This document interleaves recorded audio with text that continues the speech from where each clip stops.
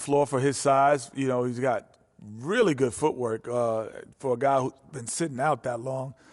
He's a legitimate 7-footer, Shaq, and, you know, those are rare and hard to find. You know, I like his game because he can face up, play with his back to the basket, and he's equally comfortable scoring in either position. I like that about his game. How's his feet work? Feet work is perpetuous excellence at its finest. How's his footwork? I don't know what that means. Okay. That about does it. Kevin Harlan standing by. Kevin, take it away. Can you play off one foot?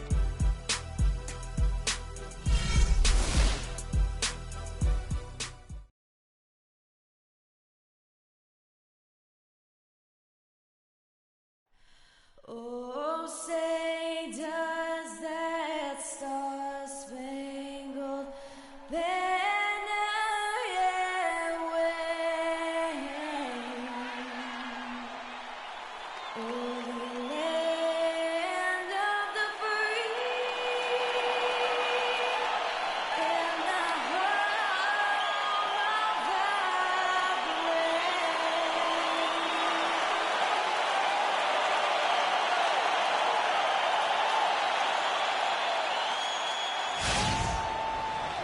Welcome, everyone, to Indianapolis, Indiana. It's the home of the Pacers, where we will be broadcasting today's action live. Last game for the Pacers, a loss to the Pistons. And, guys, they were in that one to the very end. They just couldn't put it together in the last few minutes. They lost by just 2 points.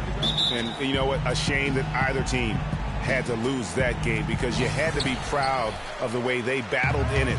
Yeah, I suppose that's right, but it still was heartbreaking. I mean, you hate to lose in OT, no matter how hard you played. You want to come out on top if you're going to play those extra minutes. And now the opening lineup for Boston. Thomas is the point with Bradley to his side. Jay Crowder out there with Horford. And it's Olynyk in at the pivot spot, manning the middle.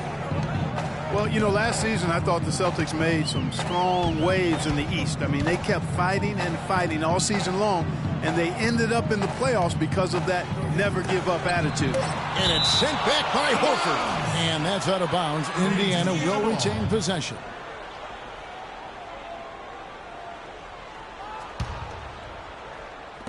Shot clock at 3. Near the three-point line, it's Westbrook. Tried to bank it in, but he misses. And for the Celtics, 28 of their 40 wins on the season came against the East. Not impressive, but it got the job done in a conference which could be had at times, obviously. That's true, but what should be noted, Kevin, about the Celtics against the East is just how well they played against the Eastern Conference playoff teams. Right. I mean, against the East top 8, they shot a lot better and executed a lot better as well. So you can see them stepping up their game against the competition. Thomas kicks to Olynyk. Nice ball movement by Boston.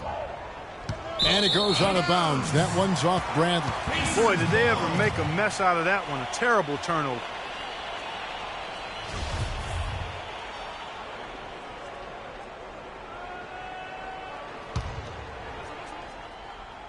Last game for the Celtics, they pick up the win against the San Antonio Spurs. And how about the game plan that was constructed for that one? I mean, it was apparent how powerless the D was to stop it. Yeah, that's a good way to put it. I mean, they just didn't have an answer for anything they threw at it. That's good. Really good example there of some fine interior passing before that basket. Here's Thomas. He had a 15-point outing in their last game against San Antonio. And now the fast break. Westbrook with the ball, and it's slammed in by Turner. No doubt that is within his range. Well, I would hope so. He's a pro, and it was only a one-footer. Come on now. Horford with it. He picked up 15 points in their last win against San Antonio. Yeah, but the rebounding in that game as well was just tremendous. I mean, he dominated the backboard. Really nice dime dropping there. Playmaking ability is exactly what you get from Isaiah Thomas. And finished off by Westbrook. And what a beautiful way to polish off that sequence. Just strong at attacking the rim. That just puts a little more momentum on their side, don't you think? Absolutely. The defense got to tighten up now. I mean, you can't have the opposing point guard throwing down on you like that. That was a nice replay brought to you by Kia. Horford with the screen on Westbrook. Thomas goes in. A 3 ball. The putback and finished off by Horford. Tell you what, they're going to have to do a better job of boxing this fella out than that. No one between him and the hoop. You're right, Clark. Yeah, and you don't want to be giving up guys putback slams. That's not the kind of play that can build confidence. Here's Levine following the basket by Al Horford. Embiid with the screen on Thomas. George, and he comes off the screen and screws it through. Punches it down the top. Rubs it in. It looks like a little deeper with the hanging finish. I tell you what, they're not backing off at all, are they? You know, and Paul George played the first few years of his career in the NBA with 24 on his back. And as you can see, he now goes with 13 after making the switch prior to last year. And with Paul George going with the number 13 now, as you can see, helps with his nickname, PG-13. Yeah, that's a good nickname, a nice fit. Young Tracy, as he likes to go by on Twitter, he said himself that it was about embracing his stature and stardom in the league. Nice way to do it. What a season for Al Horford last year. Such a great display from him and his team as he led the Hawks to the #1 seed in the Eastern Conference. And for all the team accomplishments the Hawks had, Horford was able to hit some of his own milestones as well. Had his first career triple-double last season. They're getting on a roll inside. Their last 3 field goals have come from inside the paint area. There's got to be a wall of defense when it comes to attacking the paint. Plain and simple. Now here's Bradley. He had 13 points in the win against San Antonio. Horford was really a cog in all aspects of the Hawks last season. I mean, a major cog. Just a consistent presence inside with his 15 points and 7 boards a game. Here's Westbrook. He's coming off a 31-point game against Detroit. Yeah, not to mention the 4 big steals on the night, getting after it on both ends. Man, that is a missed opportunity right there. And he'll be the first to tell you, Greg, that's one he should have knocked down. He had a nice open look right there. And for Horford last year, the numbers were down a bit, but that wasn't due to his play. I think the Hawks were just a more balanced team, and he could obviously put up bigger numbers if he wanted to, but by playing within the system, I think it allowed Atlanta to reach his true potential over the course of the regular season. Levine kicks to George. Fades away. That doesn't go either for George. It has not been an easy quarter for him, at least offensively speaking. Thomas with the ball. Westbrook picks him up. There's a screen. Thomas dishes to Olynyk. Can't capitalize on the good screen. The Pacers have gone 6 of 12 from the field here in the first quarter. And so it looks like the Pacers will retain possession here. How about a look at the Pacers and where they ranked in the NBA last season? 3rd in opponent field goal percentage, 4th in opponent points per game, and they also showed up in the top 5 in team rebounds. That means everybody's doing their job on the boards. This is a very strong rebounding team. And you mentioned their ranking in terms of opponent field goal percentage. Such an important stat. They did not give up the easy looks. You really had to work for whatever you got. Here's what Boston's going with right now. Amir Johnson's checked in for Olynyk. Brown comes in for Crowder. And Smart subbed in for Avery Bradley. Mickey's checked in for Boston. Count that one. Really aggressive play there, taking it to the rack against the big fella. You know, Greg, aggressiveness is really the only option when you're on the wrong side of the size equation. Now, here's Westbrook.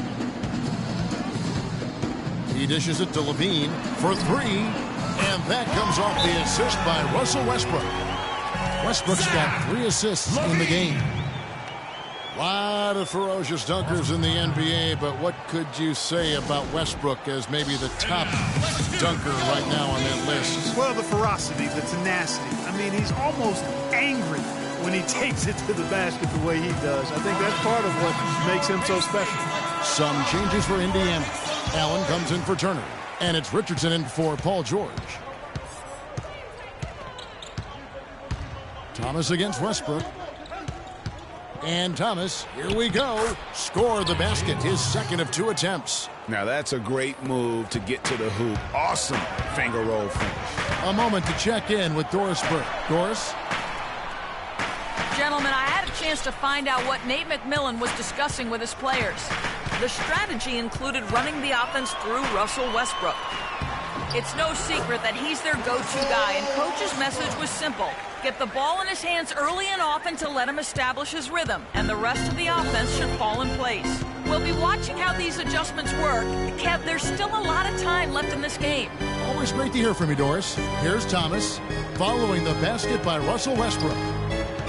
Thomas kicks to Brown.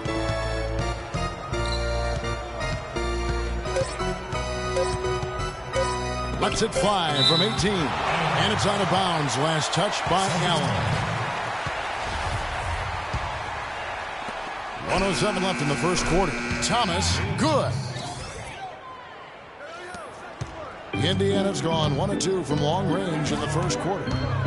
Westbrook drives in. Looks good, is good. Bucket number 4 from the field. He's taken only 6 shots. And guys, what do you think about the hustle stats here for Indiana?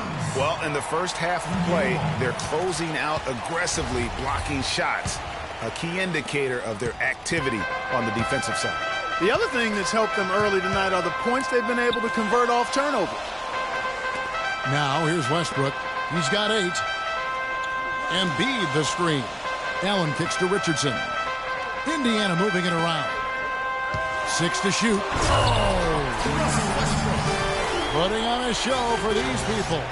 I cannot believe he pulled that one out in the course of an actual game. Are you kidding me? Tell you what, Mama always said, if you got it, flaunt it. Let it fly. Let it fly. Mama said that, huh? So it's Boston now, following the score by Indiana. Westbrook against Thomas. A step-back shot here. And too long on the shot. That's a shot he's got to hit. You don't get many looks better from that range. Here's Westbrook. No good trying to beat the buzzer. Oh, we've seen some great shots in the first quarter. No shortage of offense. Pacers lead by 4. And we'll be back shortly for the start of the second quarter.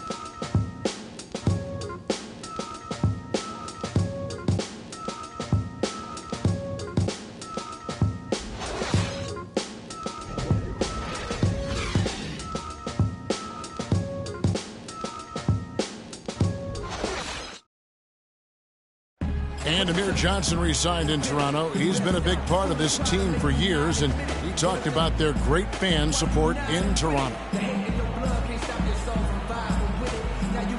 Almost like a soccer atmosphere. I don't know if you've been to a soccer game. A lot of fans south of the border in the U.S. are surprised when they learn how passionate, Clark, the fans in Toronto can be. You know, Kevin, that's so true.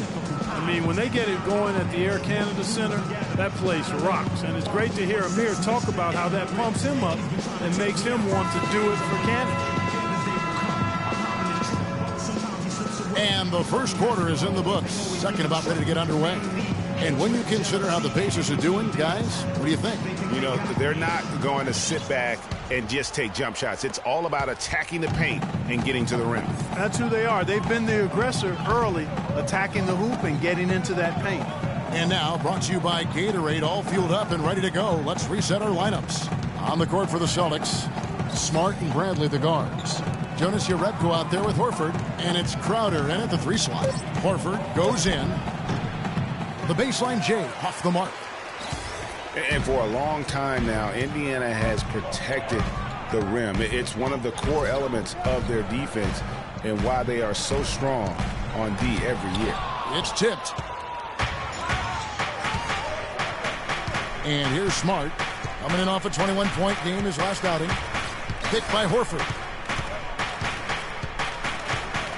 Kicks it to Crowder. The 3. And that one's good. Crowder's got the second quarter going with the first basket of the period for the Celtics.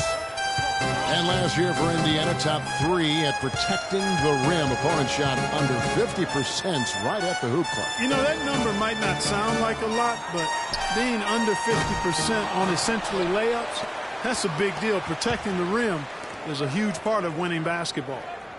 Now, here is George. He's coming off a 25-point game against Detroit. And how about the job he did rebounding as well, guys? I mean, just a dominant performance on the glass. Here's Smart. Paul George making his last shot. Smart kicks to Horford. Got it. And he's now 3 for 5 from the field. Really, really good at recognizing the gaps and getting the ball to the rim. George passes to Allen. Back to George. And there's the foul on Jay Crowder. That's his first foul. Turner's checked in for Lavoy Allen. Olynyk, he's checked in for the Celtics.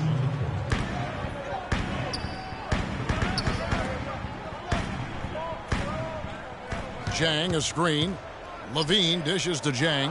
Just 5 to shoot. George, that's a two-pointer. That's short off the rim. Just not there from a rhythm standpoint right now. It's really eluding him. I tell you what, he clearly had a brain freeze on that one. You might just as well keep going straight to the bench.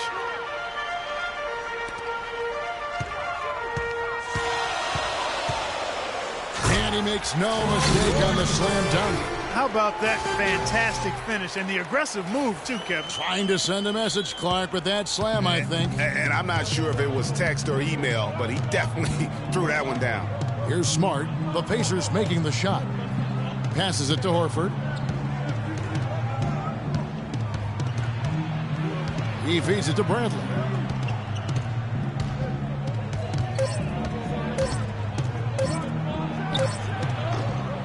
It's rebounded by Indiana. A little ambitious on that possession, trying to hit a shot in the face of that defensive pressure.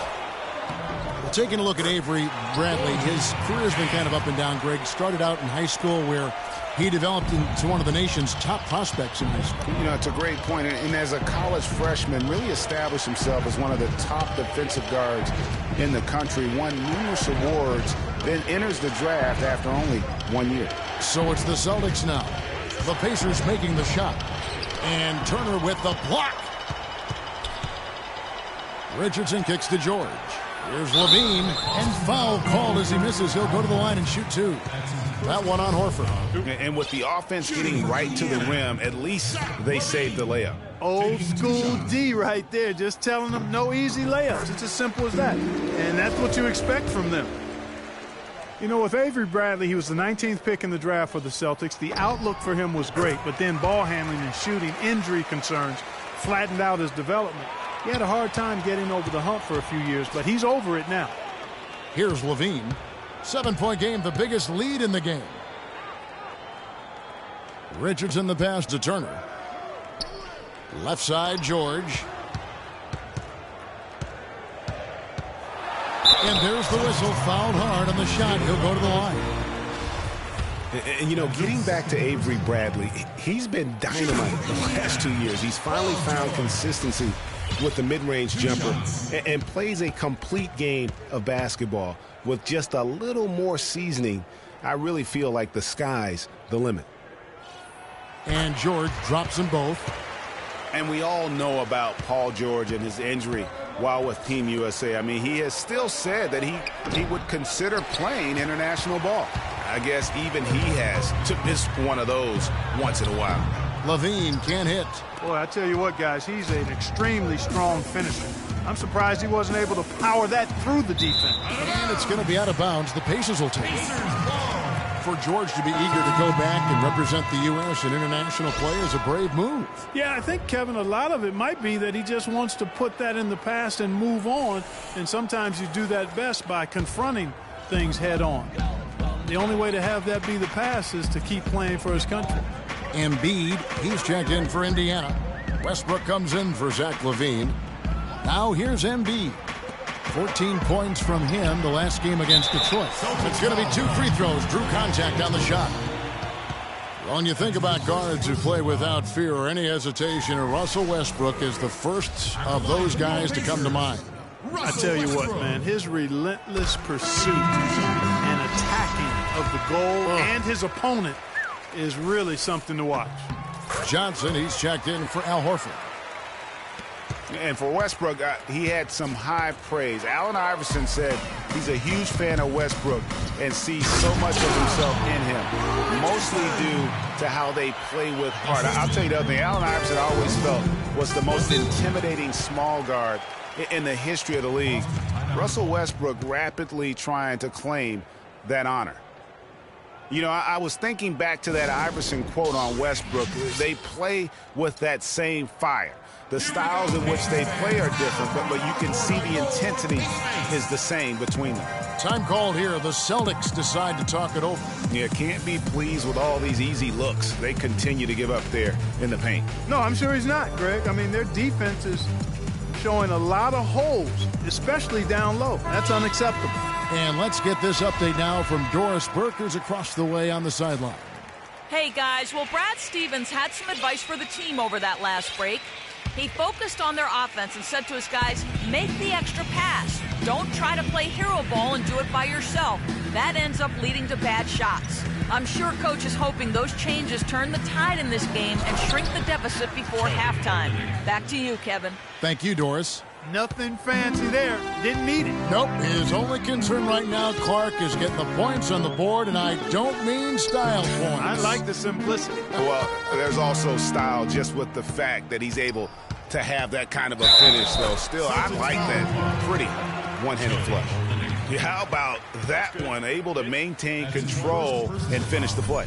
Yeah, we call that playing through the whistle. You know, he didn't give up on it when he heard the whistle. He kept his focus, his concentration, and he found a way to get the shot up and down. And looking at Joel Embiid, he has all the tools to be the game's next great center. He's raw, no doubt about that. And he'll have to overcome the injuries, but his combination of side speed, agility, practically unparalleled. Olynyk sets a screen for Brown. Johnson the screen. Brown wide open. He fires. And again, it's Boston converting. You know, the defense has got to do a much better job of fighting over those screens. And, Greg, especially when the ball is in his hands. I mean, come on now. You know he doesn't miss too many open looks like that. Regarding Joel Embiid, what makes him even that much more unique as a young 7-footer, excellent shot mechanics and a feathery touch. In college at Kansas, he shot, Greg, 63% from the floor. Many of those were face-up jumpers. And as the season wore on, he became money at the free throw line as well. Those are the kinds of unique attributes that make him an extra scary prospect. Excellent work there in transition. Yeah, I think it's always better to go early in transition, to attack when it's there, because oftentimes you can beat the defense down the floor. Here's Brown. Paul George making his last shot. Brown dishes to Crowder. Now Olynyk. 11 points for him in that last game against San Antonio. Beyond the arc. The rebound by Turner. And it's the Pacers' ball. They're on a 19-6 run. Left side, Westbrook. Pass to Embiid. And a foul called on the shot. Got him on the way up that time, so he'll shoot two right here. The Boston Celtics figured to be near the bottom of the league last year. In many ways, they outperformed a lot of people's expectations. And by no means were they a contender at any point, but they very well could be ahead of themselves in terms of the rebuilding process. Here's what Boston's going with right now. Mickey's checked in for Olynyk, and Jerebko is subbed in for Crowder. And with the Celtics being a surprise threat near the end of last season, even their losses were close games. Boy, they keep hammering away at them inside, forcing that ball into the paint. Smash mouth basketball. And Clark, it's a strategy that has served them well during the course of this first half. Defensively, I think they've got to do a better job of bodying them up. Clearly, they've been outclassed in the paint, really at both ends of the floor. Now here's Thomas. 7 points in the game on the wing. Brown. Outside for Thomas. Makes no mistake on the open jump shot. Thomas got 9. To back up your point about the Celtics being in close games, I mean, their point differential on the year was less than where you would expect it to be for a team that made the playoffs. I mean, it really gives you an idea of how many close games they played. Now here's Westbrook. He's got 14. There's a 4-second difference from the shot clock to the game clock. Brown kicks to Thomas. Pass to Mickey. Wants to get it to Brown and does. from 12 feet out. Knocked loose. Johnson. It's deflected. So we've reached the end of the first half of play. It's the Pacers. They lead by 13. And now we'll send it down to Doris Burke, who's standing by courtside. Yes, Kevin, I'm here with Russell Westbrook. And Russell, how confident are you that regardless of what defender you see in front of you, you can get what you want? Very confident. I have a lot of confidence. And now, the 2K Sports Halftime Show.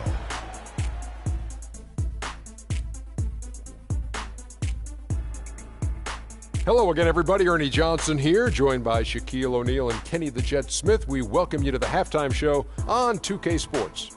There was no stopping Russell Westbrook in the first half. He had 14 points, 4 assists, and 1 rebound. The first 2 quarters went very well for him. And Shaq, what did you see out there from the Pacers? The job their guys have done in the post have been terrific. If they get more of that production in the paint next half, they'll be very tough to beat. They're taking advantage of the late rotations, and they're going right inside and straight to the rim. And over to Kenny. What did you think about Boston? I look at the lack of free throw attempts as a key indicator. Because the funny thing about getting to the charity stripe, you have to earn it. You have to put your body in harm's way and be physically willing to take the hit. Right now, one team's playing aggressively and the other team isn't. That's the big difference in the score. All right, that is going to wrap up our halftime report, as it's just about time.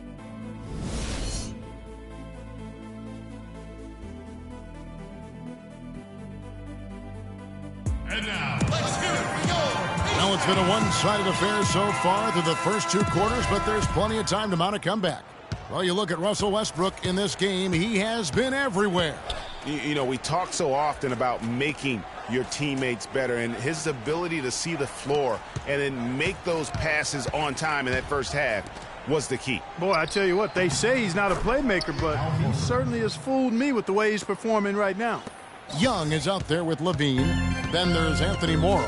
Then there's Allen. And it's Jang in at the 5, roaming the paint. They're the group for Nate McMillan starting the second half.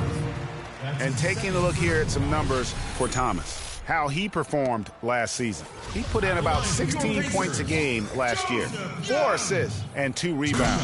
And no secret, he can score the ball. #1 on the team last year. And, you know, he likes being the go-to guy. You can see it in his swagger, and, boy, he sure lit it up last season. Looking at who's out there now for the Pacers. Joel Embiid. He's checked in for Jang. Turner comes in for Allen. And George is subbed in for Anthony Morrow. And one bright note for the Pacers last season was the play of their bench. Adding Rodney Stuckey was a huge boost for them. And Stuckey led the charge for the Pacers bench, Greg, as you were talking about. But all around the reserves, Clark, were fantastic on the Pacers. Yeah, 3rd in the league at almost 41 points per game off the bench. 1st in the NBA in bench rebounding, and top 10 in field goal percentage as a bench. Now, here's George. And Kelly Olynyk is going to pick up the foul. That's foul number 2 for him.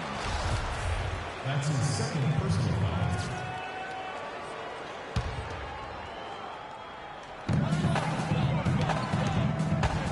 Outside Westbrook.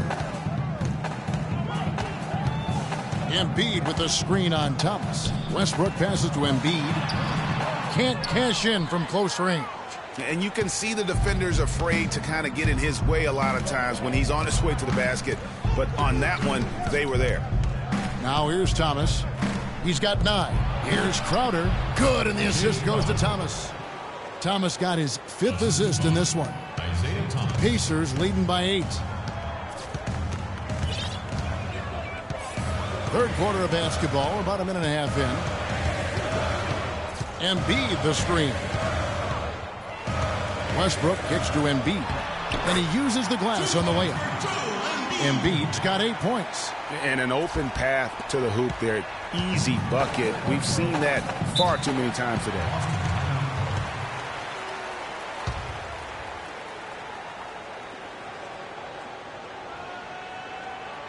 Now a timeout called by Boston. They've been committing a lot of turnovers, and I imagine that's exactly what they're talking about right now. They need to tighten it up. Doris Burke has an update for us. Doris? Hi, guys. Fellas, over that break, I was able to catch the message Brad Stevens was giving to his team. Horford was the focus of the discussion, and he wants their offense to run through him. Coach is calling on him to play a big role in the offense for the rest of this game, to really be one of the key guys for them down the stretch. He also told them that he wants to see multiple passes on every possession. He said that was the key to getting the best shot each time down. Clearly some adjustments there had to be made because the time left for a comeback is quickly running out. Kevin, over to you. And thanks for that story, Doris. Stolen by Westbrook. And he finishes it off with a one-handed jam. And guys got careless with the ball there, and the turnover leads to the big stuff. Once he came upright with the steal, he went straight on the attack. That's exactly the way to do it too, Kevin. Go hard to the bucket and don't let them set up the defense. Here's Crowder following the score by Indiana. Just 5 on the clock. And the pass to Horford. The 10-footer. The shot is off. Good work defensively by Turner. Pacers leading by 14. Now here's Westbrook. He's got 16. George, no good. Well, so far for Coach Brad Stevens, the Celtics have had nothing but praise for their outstanding young coach. No surprise for those of us who know Brad. The team is really moving ahead in the rebuilding process, and he gets a lot of the credit for that. Now Westbrook following the three-point attempt by Avery Bradley. Westbrook against Bradley. Here's George, and it's sent back by Horford. And here comes Thomas leading the fast break. The feed to Horford, 14 feet away. Boston again missing. The Pacers have gone 3 of 7 on field goal attempts here in the second half. Westbrook with it. Now Thomas defending. Westbrook dishes to George. Here's Embiid, and it's sent back by Horford. Here's Crowder, 5 points in the game. Thomas kicks to Bradley. Boston, no good that time either. Pacers leading by 14. Down low, it's tipped and stolen by Horford. Outside Thomas.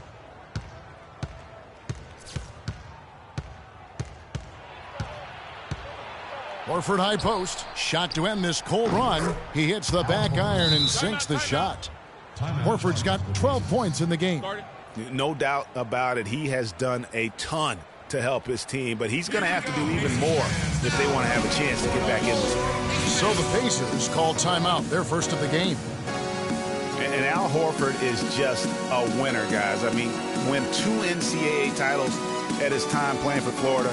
His teammates call him the Godfather because of how calm and quiet he is in terms of his leadership and the mentoring he provides. It's been the same here in the NBA. Indiana making some changes. Gorgie Dangs checked in for Turner. And it's Richardson in for Russell Westbrook. Then for the Celtics, Amir Johnson's checked in for Olynyk. Brown comes in for Jay Crowder. And Marcus Smart is subbed in for Thomas. Pacers leading by 12. And that Florida team with Horford, Noah, and Corey Brewer, such a tight-knit group. All those guys still competing and defending at a very high level now in the NBA. Each of those guys very team first in their approach. That's what they're about, winning. And because they've experienced championship winning, they stay locked into that task. Now here's Smart. Paul George unable to get his shot to go. 6 on the shot clock. Here's Bradley. It's hauled in by George. George has got his 4th rebound in this one. And another miss. Ooh, he's having a really ugly game. Yeah, about as ugly as you can have, you're right. Some defensive breakdowns are starting to show up now. Their last 4 buckets allowed have come from very close range. Yeah, high percentage shots are what they are getting in terms of the attempts, and that's just not going to get it done. They have got to figure it out. The Celtics really seemed to get better as last season wore on, too. GA finished the year looking very dangerous. And Kevin, with the Celtics, they were dynamite after the All-Star break. Had the 2nd best record in the Eastern Conference post-All-Star.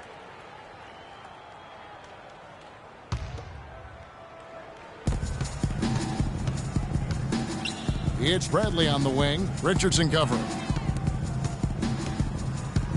And out of bounds as the Pacers gain possession. You know, one of the big things for the Celtics after the All-Star break was they played smarter. I mean, they went from the middle of the pack in terms of turnovers to a team that rarely made mistakes. Here's Levine. He's got 7. And the whistle blows on the backcourt violation. He went over and back. Well, let's take a look at where Boston ended up, Kevin, last year in the league rankings. 4th in assists, 8th in steals. And they were one of the top 10 teams in the league at scoring points off turnovers. I'd call them a very opportunistic team. And from those assist numbers, you can see this was a very unselfish team. Their passing was really infectious and made them a tough team to defend. Yeah, that's a good point about the Celtics and their turnovers. Last year, after the All-Star break, they were 4th in the league in limiting their mistakes. They played well beyond their years down the stretch. And a chance for just a second to check out the scoring breakdown for the Pacers. Well, I got to say, one thing that stuck out all game is the consistent penetration they've got. Yeah, and another thing, they've created a lot of turnovers, but they've also been able to convert when they've gotten out in transition. Now here's Smart. He's been patient so far, nothing yet on the scoreboard. Horford attacking, misses from short range. Pacers leading by 15. George with the ball. Now guarded by Bradley. Embiid the screen.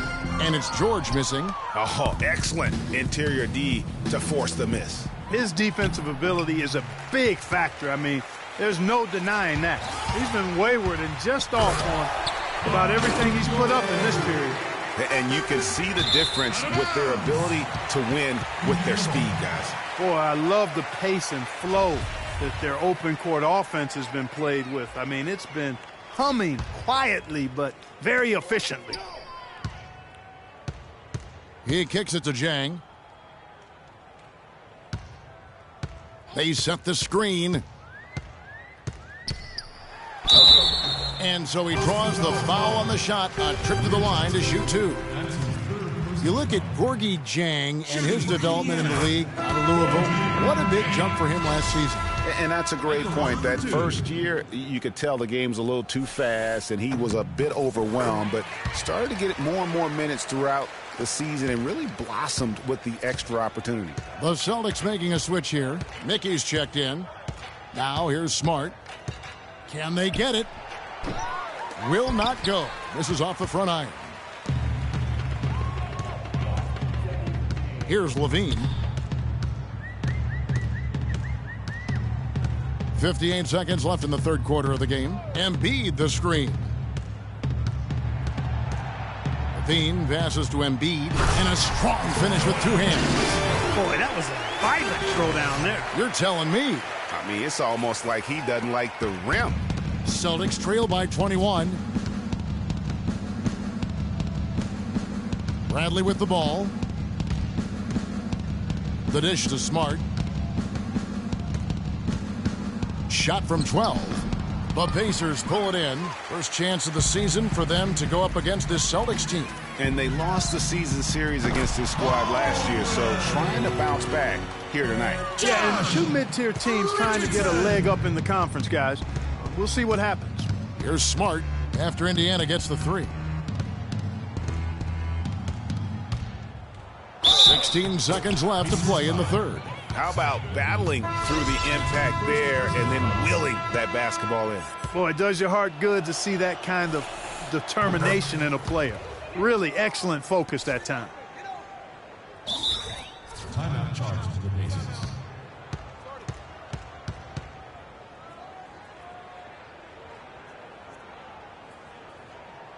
Timeout called the Pacers.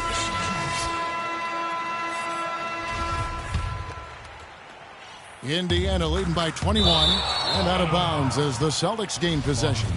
That is just a careless turnover. You've got to be smarter in those exchanges. 15 seconds left in the third quarter of the game. Thomas kicks to Smart.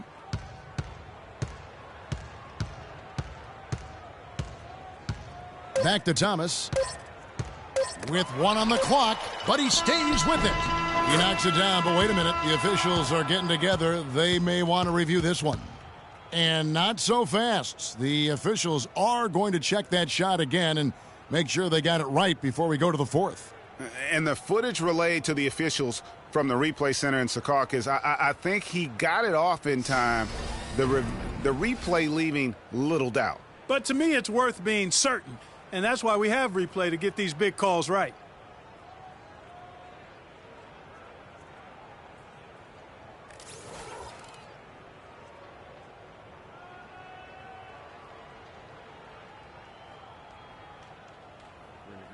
And they've taken a look at it, and they've overturned the call. They've overturned the call. They're calling the basket good, Greg. Yeah, and that's why we have replay. I mean, to make sure the officials don't miss any calls. And really, a good job to take the second look at it. Would have been a shame if they'd been cheated out of those points.